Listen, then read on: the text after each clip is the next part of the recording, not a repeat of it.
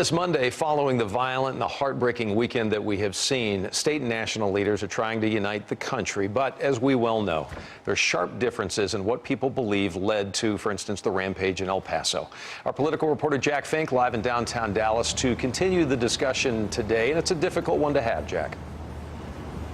It is, Doug, and some people say the El Paso shooting is President Trump's fault. Others say that is an unfair accusation. We spoke with two professors about this issue. In one voice, our nation must condemn racism, bigotry, and white supremacy. These sinister ideologies must be defeated. Hate has no place in America. President Trump denounced hate and urged Americans to do the same. Some Democrats have called the president a white supremacist and racist and blamed him for the mass shooting in El Paso after the shooter left behind his anti-Hispanic manifesto. The president's supporters sharply disagree.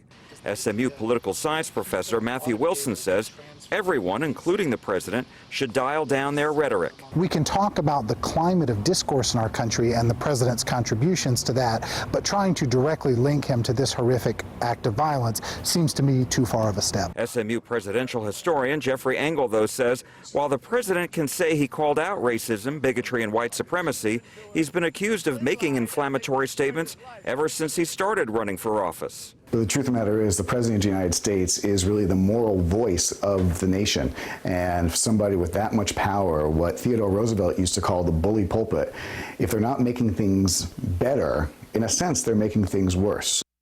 Well, President Trump today also mentioned red flag laws, those that are designed to keep guns out of the hands of people who pose a danger to public safety after they've had their due process rights. Now, Professor Wilson thinks there is now enough support in the country to reach a compromise in Congress over this issue, but Professor Engel says he doubts it because all past attempts have died in Congress.